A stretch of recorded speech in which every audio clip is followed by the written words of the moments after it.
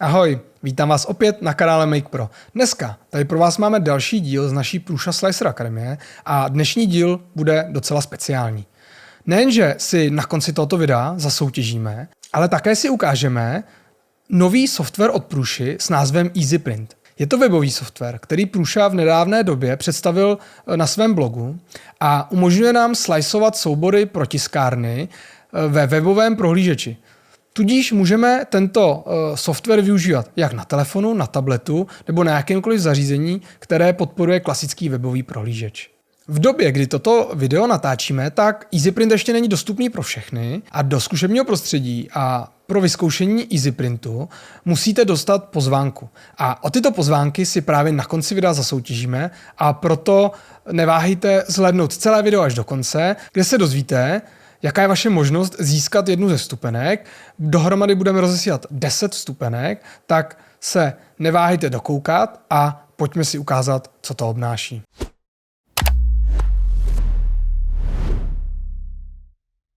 Dneska zde máme otevřený webový prohlížeč, protože tak, jak jsme si říkali, EasyPrint funguje ve webovém prohlížeči.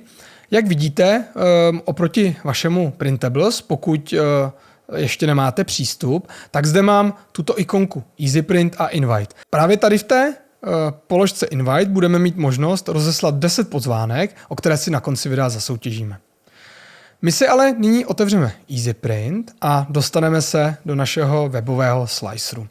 Slicer funguje v principu hodně podobně jako ten klasický Prusa Slicer, který si instalujeme do počítače, ale je v mnoha ohledech trošku ořezaný, ale pro 90% uživatelů bude absolutně dostatečný k tomu, aby si vytiskli to, co potřebují. Ještě k tomu, pokud tisknou pouze soubory, které nalezejí na webu, takže si myslím, že to bude mít velké uplatnění a hodně se to bude využívat. Projdeme si nejdřív základní prvky a pak si řekneme, co všechno EasyPrint umí.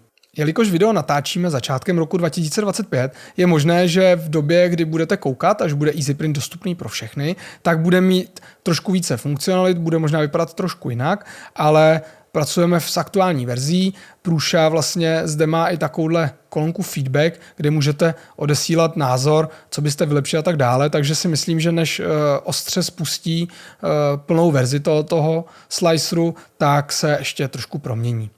Co bych rád upozornil, tento slicer pracuje v cloudu u Prusy, který slibuje naprostou bezpečnost, ale i tak vás chci upozornit, že to není jako kdybyste si slicovali u sebe na počítači, ale slicuje to za vás cloud někde na Prusových serverech. My si pojďme říct, jaké zde máme možnosti a co nám slicer nabízí. Máme zde možnost projektů. Jak vidíme, máme tady nějaký náš starý projekt. Když si dáme vytvořit nový projekt, vytvoříme si projekt, který si nějak upravíme, tak se nám tady pak budou kupit. My si pak můžeme dát delete, tím jsme si projekt smazali. Pokud si projekt smažeme, tak budeme mít zde deleted projects a můžeme si ten projekt ještě 30 dní obnovit, případně ho navždy smazat. Dále zde máme klasické tlačítko zpět a vpřed. Dále zde máme možnost výběru 3D tiskárny. EasyPrint pracuje s naším Prusa Connectem, takže zde vidíme naše 4 tiskárny, které máme přes Prusa Connect připojené a můžeme si vybírat, na které z nich budeme chtít tisknout. Případně, pokud bychom chtěli používat naši tiskárnu offline, i na to Prusa myslí, zde můžeme dát Add Offline Prusa Printer. Vidíme, máme zde rodinu od MK2 až po Core One. Můžeme si ji sem vložit a potom, až si vložíme model a naslicujeme si ho, tak bychom si mohli stáhnout G-kód, dát si ho na flešku a začít tisknout. Takže Prusa myslí i na to, aby jsme mohli tiskárny používat offline. Zde vidíme, že si také u té offline tiskárny můžeme změnit třeba velikost trysky a tak podobně, aby jsme slicovali přímo pro naší trysku. My si zde zvolíme zpátky Prusa Core One a pojďme si ukázat dále. Zde vidíme výběr filamentu. Tohle je krásné, tohle je jedna z věcí, kterou bych byl rád, kdyby Prusa implementoval i do svého klasického sliceru. Vidíme, že EasyPrint pracuje s informacemi z tiskárny, takže tady máme Prusament PLA a máme loaded. Takže vidíme, že když si dáme 5G, dáme si třeba Buddy 3D PETG, tak zde nemáme tu ikonku loaded, můžeme si změnit i třeba barvu, že tam máme bílou.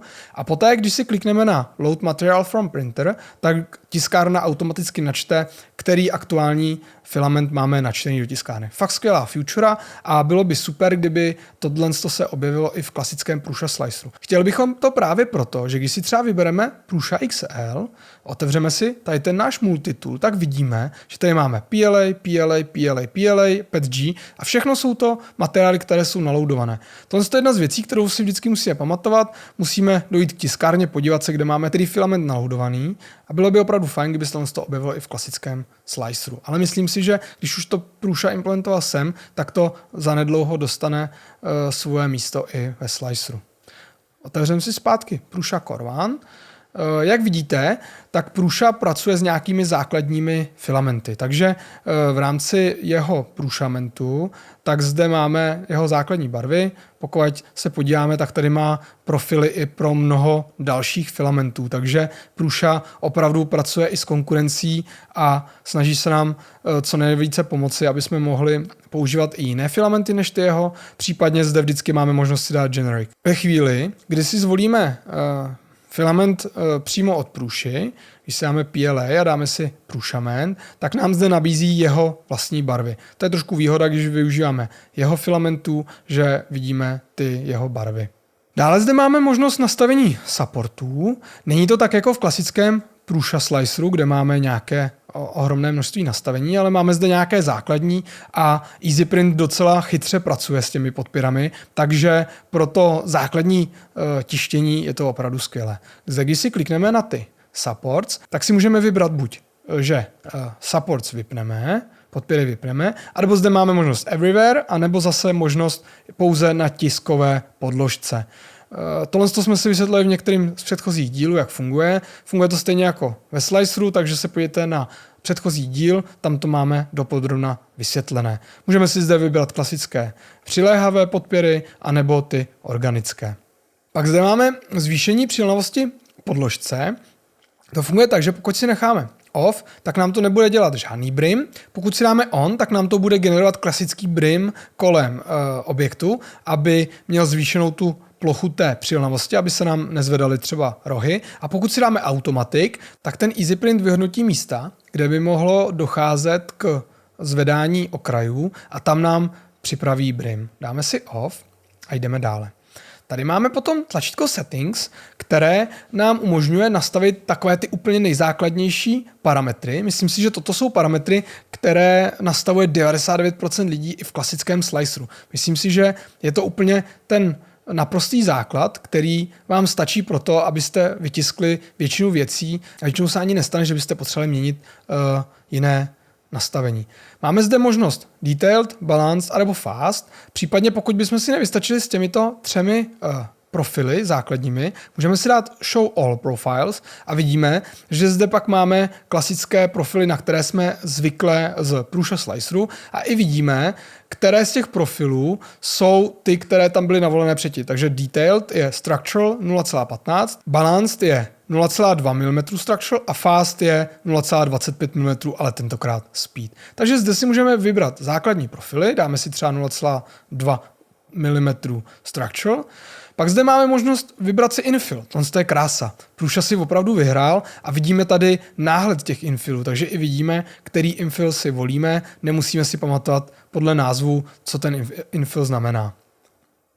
Můžeme si zvolit třeba gyroid. Tady dokonce máme i takovou nápovědu. Vidíte, že máme basic, pak zde máme ty silné, ale pomalé, pak tady máme, které se přes sebe prolínají, pak tady máme transparentní a flexibilní modely a pak super fast infill. Jo? Takže Prusa se snaží opravdu jít lidem naproti a vlastně jim i trošku tady návodně rozdělit ty infily. To je zase věc, kterou ani v Prusa Sliceru nemáme, tam prostě máme seznam infilů, které si můžeme vybrat. Možná nám tady nějaké chybí, to teďko nevím úplně přesně, jestli zde máme všechny, ale vidíme, že je to pro většinu té komunity mnohem přívětivější.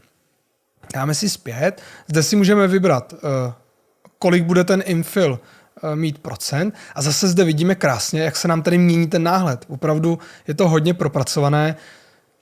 musím říct, že při práci na tomto softwaru opravdu si dali záležet.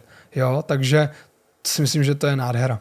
A poslední věc, co tu máme, tak je nastavení počtu vrchních vrstev, počtu spodních vrstev a perimetru. A zase bonus navíc oproti Prusa Sliceru, můžeme si buď volit počet těch vrstev, a nebo si zde můžeme zadávat tu tloušťku. Takže si můžeme dát třeba, že chceme stěnu, aby byla 1,5 mm tlustá a ten EasyPrint nám sám spočítá, kolik těch perimetrů má být. Zase super vychytávka. Případně si zase můžeme dát reset a tím se nám to vyresetuje. Než si ukážeme vložení modelu a jak s ním pracovat, tak zde ještě pak máme takovýto otazník, kde máme nápojedu na klávesové zkratky. Takže ty z vás, kteří rádi využívají klávesové zkratky, tak zde máte náhled, jaké tam jsou. No a pak zde máme klasicky, když si klikneme levým tlačítkem, můžeme si točit na podložce, kolečkem si zoomovat, pravým tlačítkem se můžeme takhle posouvat. No a zde už si můžeme začít vkládat nový model. Máme několik možností. Buď si můžeme dát klasicky Add Model, anebo si u toho daného plátu tiskového můžeme dát na plus. Obojí nás to navede na tuto stránku a nyní si můžeme vybrat, který model chceme vložit.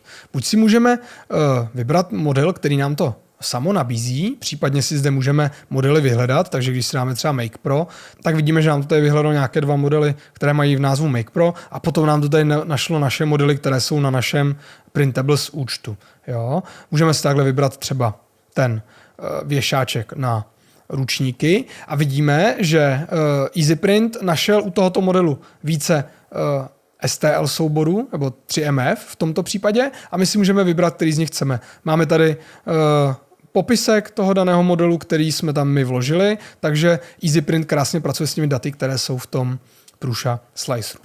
Model si tam můžeme takhle vložit, můžeme si vybrat klidně oba, vložíme si tam oba dva ty modely a jak vidíme, modely jsou tam vloženy. Dáme si jinou barvu toho filamentu, ať to vypadá lépe, ať je to lépe vidět a vidíme, že takhle krásně a jednoduše jsme si tam vložili modely z Printables. Teď, když si modely smažeme, tak si ještě ukážeme, že si se můžeme vložit model přímo z počítače.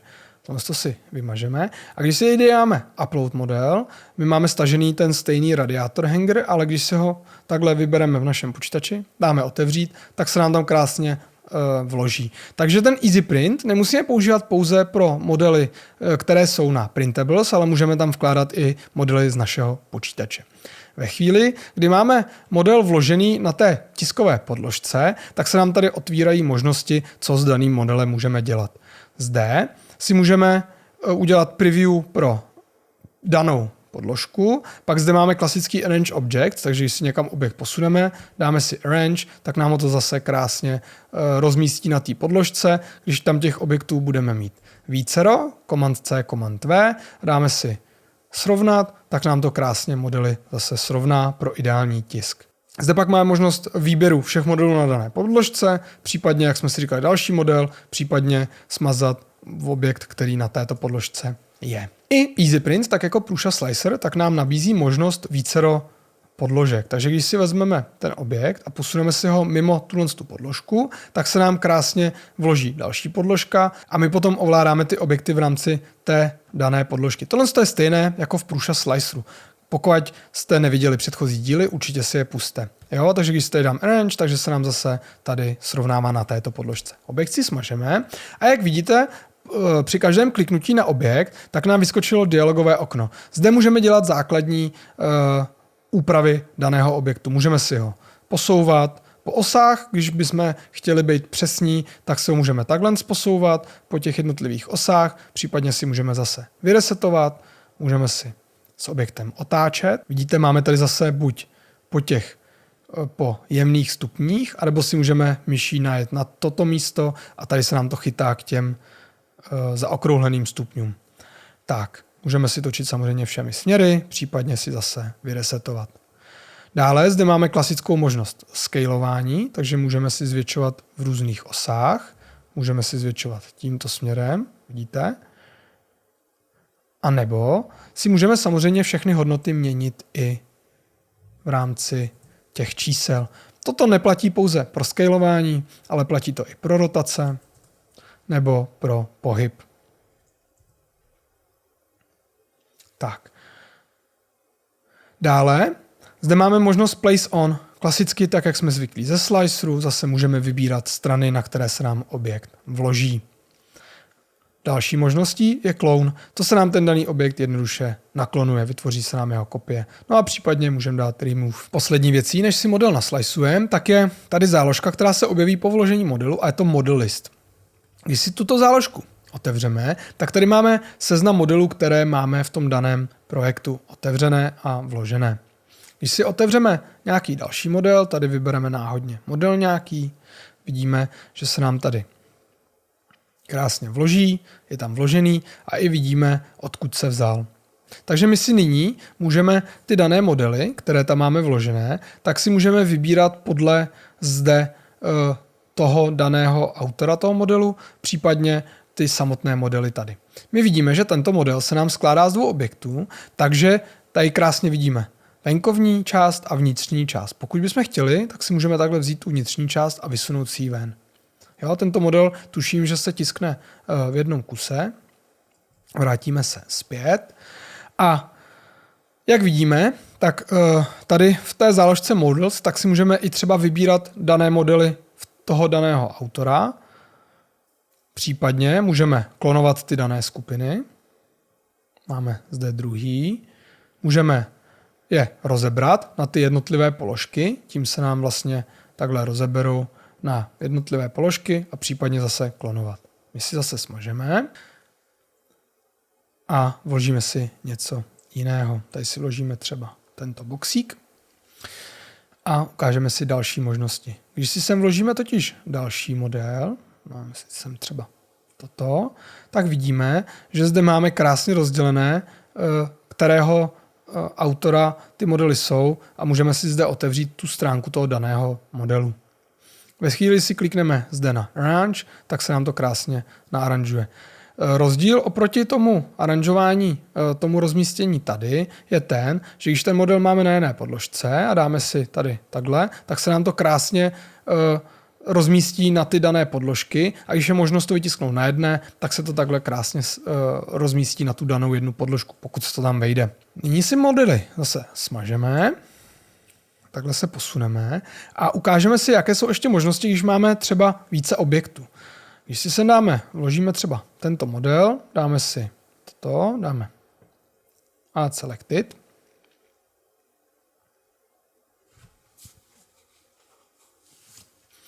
Tak ve chvíli, kdy si vybereme třeba Prusa XL, kde máme více nástrojů, tak jako ve sliceru můžeme tisknout z různých barev. Takže ve chvíli, kdy si tady třeba rozdělíme tu skupinu, aby jsme to měli na ty dva objekty, tak si můžeme na ten daný objekt kliknout buď tady na té podložce a zde si vybrat ten materiál nebo ten extruder, dáme si třeba 4, v které máme červenou a vidíte, přibude nám tady v tu chvíli Wipe Tower.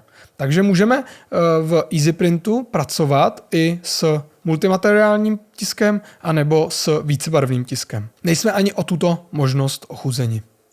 Tohle je skvělé, protože samozřejmě toho budeme moct využívat i při tisku barevných objektů a nemusíme kvůli tisku barevných objektů otvírat vůbec Prusa Slicer. Samozřejmě, jelikož se jedná o webový software, tak zde nemáme třeba takovou možnost, jako jsme měli v Prusa Sliceru barvení jednotlivých míst toho objektu, jak jsme si vysvětlili v minulých dílech Prusa Sliceru, ale je možné, že třeba do budoucna Prusa i tuto funkcionalitu vloží do EasyPrintu. Když už jsme u barevného tisku, tak je potřeba zmínit, že je zde samozřejmě i podpora MMU3. My MMU3 nemáme v naší výbavě, protože barevné věci tiskneme na XL-ku, ale když si sem dám offline printer, otevřu si MK4, tak vidíme, že tady máme MK4S, MK4S MMU3 a MK4 MMU3. Takže si sem můžeme vložit MK4S MMU3 a zase máme možnost tisknout barevně a nemusíme používat ten Prusa Slicer. Takže se nemusíte bát, že by to bylo připravené jenom pro Prusa XL, ale i pro vás, kteří máte MMU3, můžete to krásně využít. Vidíme, že po vložení této tiskárny nám tady svítí ten vykřičníček a to je z důvodu toho, že nemáme navolené materiály. Když si klikneme sem, tak můžeme i materiály vyhledávat, takže si můžeme dát třeba Prushament PLA, Army Green a materiál se nám vyhledá. Případně si i můžeme vybrat třeba jiného výrobce. Colorfab, PLA, třeba Steel. Jo? Takže Prusa se neomezuje pouze na své filamenty, ale můžete i jiné. Nyní si to vyresetujeme, dáme si nový projekt a ukážeme si finálně, jak si něco vytisknout. Vrátíme si zpátky Prusa Core One, vybereme si, aktuálně máme PLA, aby jsme měli představu, jak to bude vypadat. Máme tam černé PLA, vložíme si tam nějaký model, dáme si zde třeba tohoto dráčka, aby jsme si mohli vyzkoušet i ty podpěry. Dráček se nám tam vložil, možná si změníme tu barvu, ať to pěkně vidíme. Dáme si tam třeba červenou. A nyní, když si chceme podívat, jak tisk bude vypadat, podíváme si, jestli máme nastavené podpěry, máme tam ty organické, tak si můžeme dát preview a vidíte, EasyPrint nám procesuje a připravuje ten tisk. Prusa vlastně teďko testuje také zatížení těch cloudových serverů, takže proto se čeká na to, než se to spustí pro veřejnost, aby měli představu o tom, kolik bude vlastně potřeba techniky na to, aby to bylo možné pro masovou veřejnost. No a vidíte, Slicer nám tady krásně připravil ten model na tisk, můžeme se prohlížet ty jednotlivé vrstvy. Když máme takhle připraveno, zjistíme, že všechno je v pořádku, tak bychom si tady mohli krásně kliknout na print. Teď se nás to zeptá, jestli printer je ready, jestli tiskárna je připravená pro tisk. Dáme si yes. Tady máme ještě rychlou kontrolu toho, jak dlouho to bude trvat, kolik gramů nám to sebere, kolik metrů filamentu, jakou barvu tam máme, že tiskneme z PLA, Prushament a můžeme start printing. A vidíte, tiskárna začne tisknout. Zde pak máme možnost dát si go to printer status page, otevře se nám náš Prusa Connect a zde vidíme, že můžeme krásně si prohlédnout ten tisk.